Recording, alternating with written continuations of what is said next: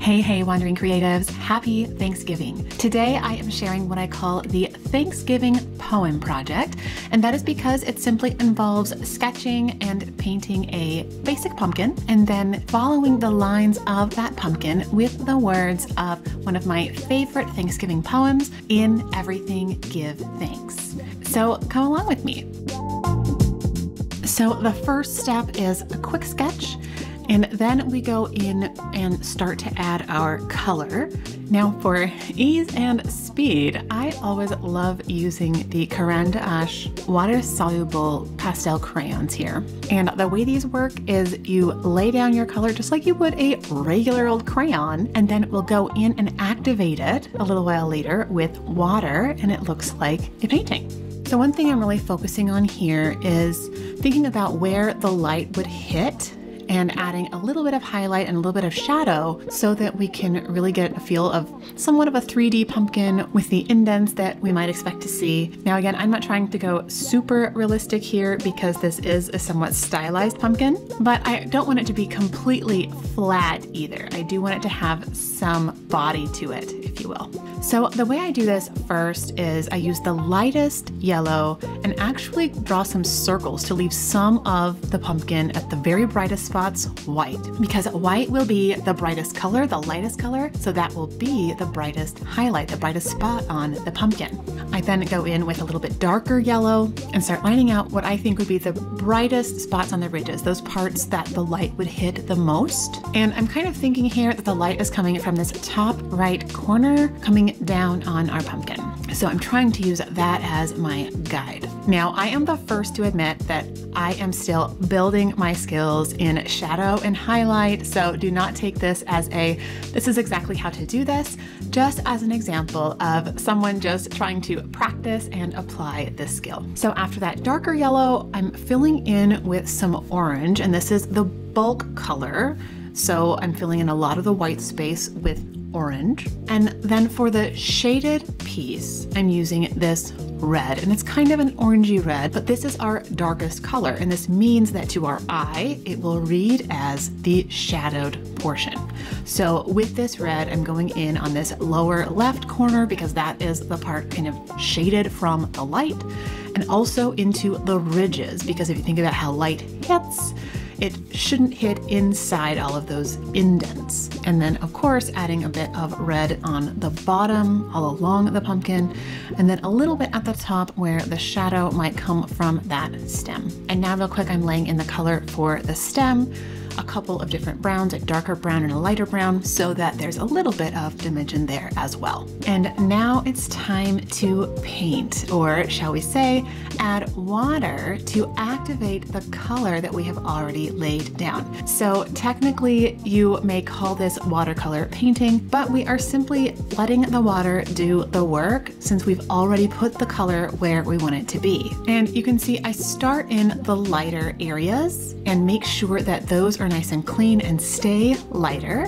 before working into the darker colors and making sure everything is pretty well blended together. I then finish with the darkest portions. So those lines, those shadowed portions, making sure that those are clear to our eye, making sure they're doing what they need to do to give this pumpkin the dimension that we want it to have.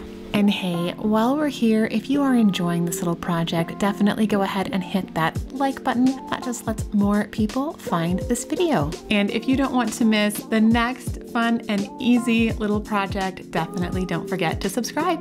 And here I'm going in real quick and adding a little bit more red. It didn't quite work how I wanted it to. If I were to really work on this a little bit more, I would add a few more layers of color to really deepen the shading on the bottom of the pumpkin especially. But for now, I'm pretty happy with it. So we can move along to the next step once it is completely dry, of course, which is putting on this masking tape. Now this is very sensitive masking tape, meaning it's made to come off easily from paintings, but you still want to make sure that your painting is completely dry, or even this will pull up some color. So the reason I'm putting the tape here is because I want to remind myself as I'm writing along this pumpkin that I don't want to write in these sections because I want to leave this open for a saying to add later. So this is a slow and steady process here. I'm using this micron pen, writing neatly, but not worrying too much about the detail, just going word by word. And I'll tell you what, writing this sideways and upside down and backwards, that was definitely a challenge. Thankfully, if you're not taped down, you can rotate your page, and that would certainly make it a lot easier. Definitely recommend. So as I copy these words down, you can see I'm putting a little dot in between each word, and that is just to keep spacing a little bit consistent and also keep the line look a little bit consistent and help our eye be able to separate words, because when you're writing in all caps, even if you're leaving spaces, it can be difficult to separate words, especially when we're writing this tiny. So I just thought adding those dots in there would serve a couple of different helpful purposes. You can see that now I am continuing writing the poem down through each of the lines of the pumpkin, and that is why we wanted those lines to be so clear. So again, all of these words are from the poem In Everything Give Thanks, Poet Unknown. I did not write this, of course, but I love the sentiment and I love the meditative aspect of copying down all of these simple things to be grateful for every day. And now we have our finished project. We remove that tape and we have an open space here where we can really put in any saying we want to put. We can put in grateful. We can put in happy Thanksgiving. We can put in thank you. We can even put in a name if we wanted to use this project for a name tag. You could also choose to handwrite or hand letter this, or you could do what I'm doing here simply for the sake of time, and that is designing something in a digital program. So I designed this in Canva and then superimposing it on our project. So many possibilities. You can really be creative and choose what you want to do here. I hope that you enjoyed this project. I hope that it let you take a moment to be grateful for the blessings, big or small, in your life right now. Happy Thanksgiving, everyone.